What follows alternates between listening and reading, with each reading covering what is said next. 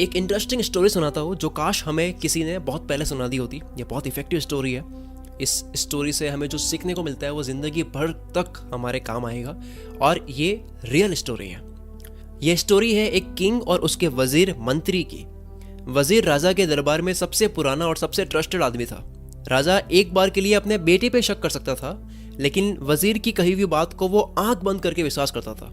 और ये ट्रस्ट और इंटीग्रिटी की रिलेशनशिप करीब 30 साल पुरानी थी। यस, 30 साल पुराना ये विश्वास चल रहा था। 30 साल से वजीर ने राजा को कभी डिसअपॉइंट नहीं करा। हर एक डिसीजन जो राजा के लिए वजीर ने लिया हमेशा सही साबित हुआ, बेनिफिशियल रहा। लेकिन इतनी लंबी सर्विस के दौरान वजीर को कई तकलीफें उठानी पड़ती थी। जैसे कि राजा के लिए वो अपनी फैमिली को वक्त नहीं दे पाता था। बहुत लोगों से उसको दुश्मनी भी मोल लेनी होती थी, सिर्फ इसलिए ताकि राजा को खुश किया जा सके। यहाँ तक कि दरबार के दूसरे मंत्री और लोग भी इस रिश्ते से जलते थे कि यार इनकी इतनी अच्छी बॉन्डिंग क्यों है।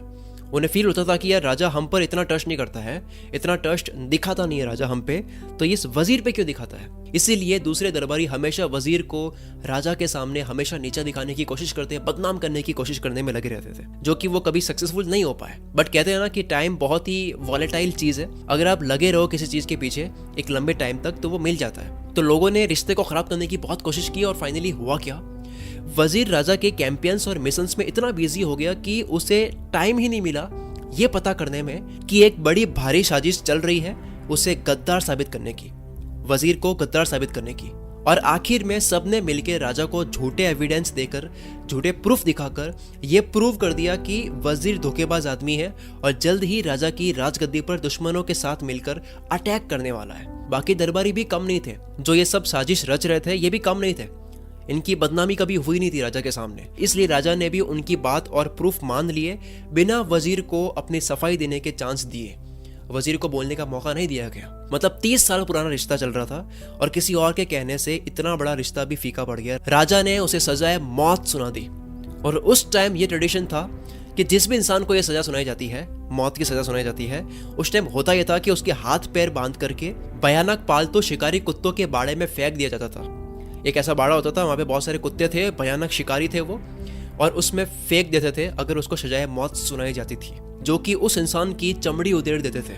बहुत ही भयानक सजा दी है। और ना केवल चमड़ी बल्कि हड्डियां तक नहीं छोड़ते थे। बट वजीर ने इस सजा को सुनते ही राजा से सिर्फ एक रिक्वेस्ट की कि मेरी सजा सिर्फ 10 दिन के लिए पोस्टपोन कर दो, ताकि मैं जिन लोगों के पैसे मांगता हूँ वो उनसे लेकर मैं अपने कर्जे उतार सकूं, अपनी जो भी जमीन जायदाद है वो अपने बच्चों को इक्वली बांट दूं, ताकि मेरे मरने के बाद में वो लड़े ना, आराम से रह सके। तो राजा ने रिक्वेस्ट को आखिरी इच्छा मानकर एक्सेप्ट कर लिया। ठीक है, 10 दिन पोस्टपोन कर लेते हैं। तो जैसे ही उसको चांस मिल गया, उसके बाद में वजीर घर गया तुरंत भाग करके और 100 गोल्ड कॉइन्स घर से लेकर उस शिकारी के पास पहुंचा जो उन शिकारी कुत्तों को संभालने का काम करता था, देखभाल करने का काम करता था। वही कुत्ते जो 10 दिन बाद में इसी वजीर को खाने वाले हैं। उस इंसान के पास जाने के बाद में, शिकारी के पास जाने के बाद में, वजीर ने 100 गोल्ड कॉइन्स शिकारी को देकर बस उसे ये कहा कि ये 10 दिनों के लिए जो कुत्ते हैं इनकी देखभाल करने के लिए मुझे छोड़ दो, मुझे देखभाल करने दो इनकी, मुझे इनके साथ में टाइम स्पेंड करने दो, इसकी परमिशन मुझे दे दो, मैं आपको बदले में 100 कॉइन्स दे रहा हूँ गोल्ड के।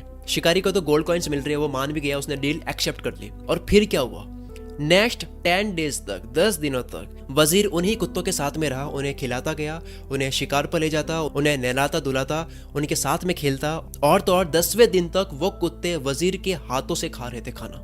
और कुत्ते ऐसे होते हैं जो कभी भूलते नहीं, अगर आप उनके लिए कुछ भी कर लेते हो वो भूलते नहीं, उनको याद रहता है। उसके बाद में 11th डे पर वजीर को राजा के सामने लाया गया। उसकी सजा जो राजा के सामने होनी थी, हाथ पैर उसके बांधे गए वजीर के, उन्हीं शिकारी कुत्तों को सामने डाल दिया गया ताकि वो शिकारी कुत्ते वजीर को खा ले। शिकारी कुत्ते उस पर झपटने लगे, लेकिन उसे खाने के लिए नहीं बल्कि उसके साथ में खेलने के लिए। सबके सब कुत्ते प्यार से वजीर के ऊपर गिर रहे हैं, पूंछ हिला करके सारे कुत्ते वजीर को प्यार दिखा रहे हैं अपना। राजा और बाकी के दरबारी ये देखकर हैरान हो गए कि इतने खूंखार कुत्ते, एग्रेसिव शिकारी कुत्ते इस वजीर को प्यार क्यों कर रहे हैं, खा क्यों नहीं रहे, इसकी चमड़ी क्यों नहीं उधेड़ रहे। राजा ने ये सब बातें वजीर से पूछी गई कि ये क्या हो रहा है, ये खेल अलग कैसे हो गया। वजीर बोला कि महाराज, मैंने इन कुत्तों की सिर्फ 10 दिन देखभाल करी है, सिर्फ 10 दिन की देखभाल की वजह से ये मुझे मारने से मुकर गए, बल्कि मुझे ये प्यार दे रहे हैं। और आपकी सेवा मैंने 30 साल की, लेकिन आपने मेरी कुछ दुश्मनों की बातों और इल्जामों के बहकावे में आकर के मुझे सजाए मौत सुना दी। राजा शर्म से पानी पानी हो गया। उसे अपनी गलती का एहसास हुआ, उसकी सजा को माफ किया और उसने वजीर को उसकी पोजीशन फिर से दे दी कि फिर से तुम काम करो, तुम तो विश्वास के लायक हो। और उन सारे दरबारियों को जिन्होंने साजिश रची थी उनको वजीर के हवाले कर दिया, जिन्होंने राजा के कान भरे थे। वजीर चाहता तो उन्हें मौत के घाट उतार सकता था, बट वजीर ने अपने दुश्मनों को, दरबारियों को माफ कर दिया। वजीर के माफ करने की वजह से राजा की नजरों में ये और ऊपर उठ गया। वजीर अगर ऐसा कुछ करता कि अपनी इनोसेंट से राजा को समझाने की कोशिश करता, अगर वो अपनी मासूमियत साबित करने की कोशिश करता कि यार मैं नहीं हूं, मैंने ऐसा नहीं करा है, तो शायद उसकी मौत हो जाती, तो शायद कुत्तों ने वजीर की चमड़ी उधेड़ दी होती। लेकिन वजीर ने सोचा कि मैं अपने आप को सही साबित वर्ड से करने से अच्छा एक्शन से साबित करूं, एक्शन से दिखाऊं राजा को कि वो कितनी बड़ी गलती कर चुका है, राजा ने कितनी बड़ी गलती करी है, उसके वफादार वजीर पर शक करके। So the lesson is argument करने से अच्छा, बोलकर बताने से अच्छा है कि एक्शन से आप प्रूव करो चीजों को।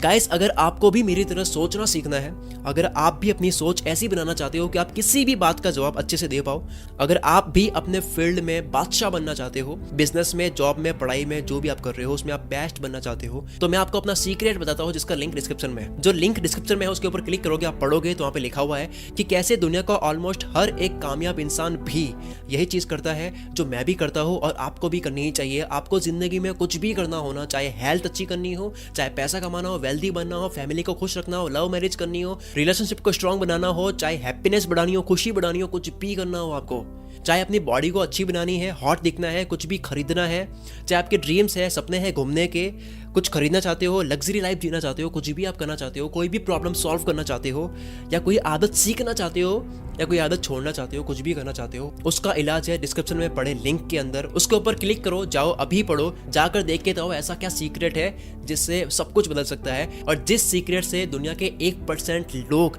बहुत बड़ा कर रहे हैं, 99% नहीं कर पाते ऐसा। Wish you all the very best. मैं शकील कुल मित्र से आपके सपनों को सपोर्ट करता हूँ।